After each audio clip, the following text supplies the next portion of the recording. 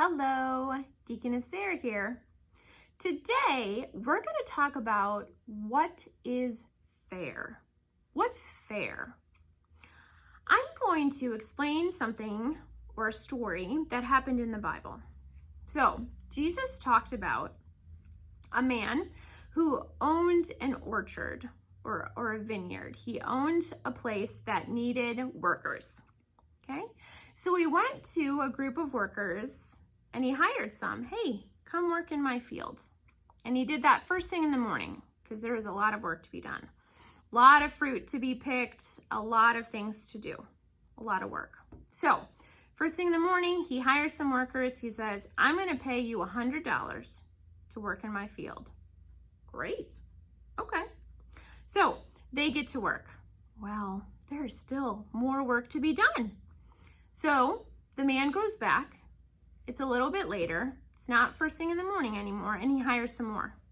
He says, I'm going to give you a fair wage for your work. That means I'm going to pay you what your work is owed. All right, that sounds good. So they start working. There's still more work to be done. So the man goes back and he finds even more workers. Now it's after lunch. Okay, so the whole morning's done. We already have 2 groups of workers. There's more to be done. He hires some more workers after lunch. He says, I will pay you what's fair. Okay.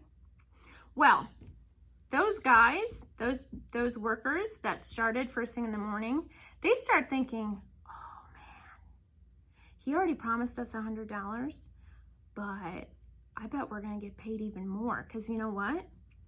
These other people, they just started working after us. We've been working the longest. Oh, this is going to be awesome. We're going to get so much money. That's what they're thinking. Well, it's still not the end of the day. Now it's the middle of the afternoon. So lunch is over. It's not dinner time yet. The man goes and gets even more workers. Come work in my field and I'll pay you what's fair. Okay? They're all working hard. It's still not the end of the day. He goes and gets more workers. It's close to the end of the day. It's almost the end, but there's still a little bit of time to work yet.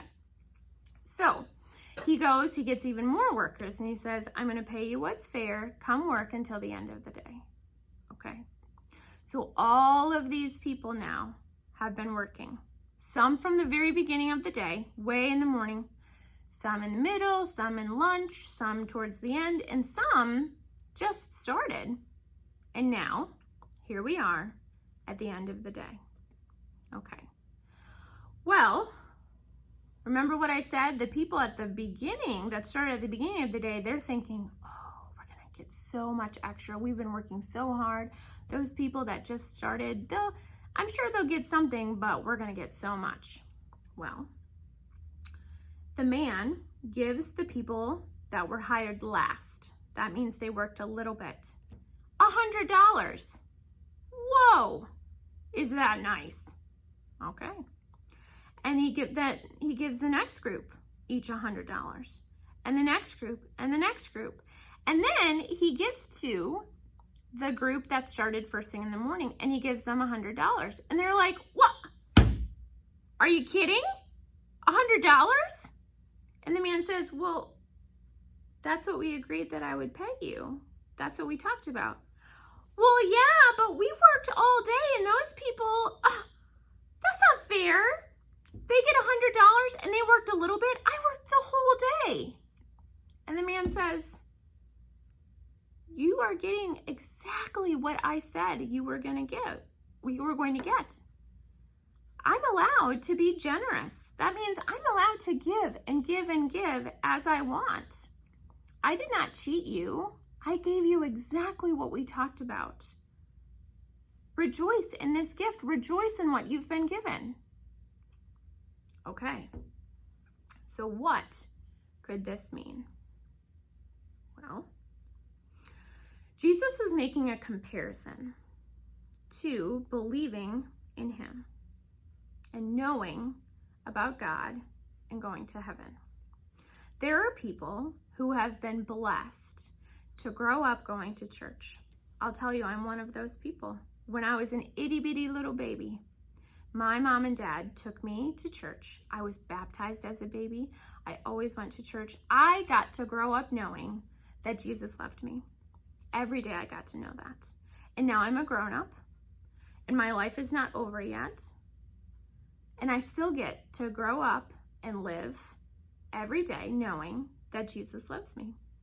That's a great gift. That's a promise God has kept. In my baptism, I was part of his family, and he never has let me go. And he won't, all the way until the day that I die. Well, there are people in life, maybe you're one of them, who did not grow up getting to go to church, who did not grow up knowing that Jesus loved them. There are even grown-ups. There are even grandmas and grandpas that don't know that Jesus died on the cross for them. And when they learn, oh, do they rejoice? What a gift, this amazing gift. Now, I was baptized as a baby. Do you think I should be grumpy with those grandmas and grandpas who get to go to heaven the same as me? Well, God, that's not fair. I've been a Christian my whole life. I've known you my whole life, and they get the same promise that I get? Well, that's not fair. But wait a minute. Who's done the work? Did I save myself? No. Remember, we were born with that sin sickness, okay? I have gotten to know about Jesus and have had the promise of heaven my whole life. There's such great comfort in that.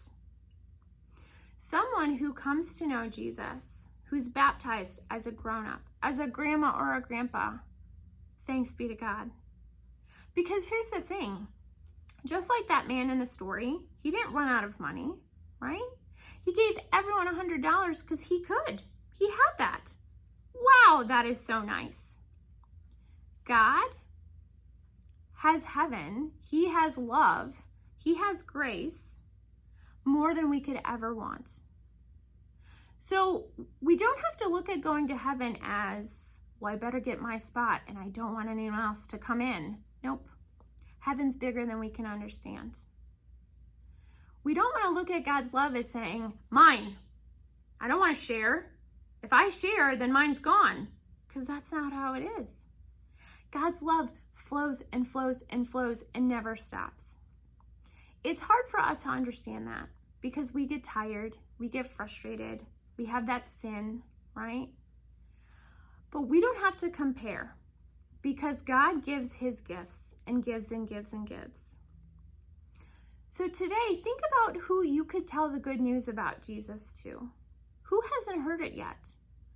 Who might not know that heaven is waiting for them through Jesus?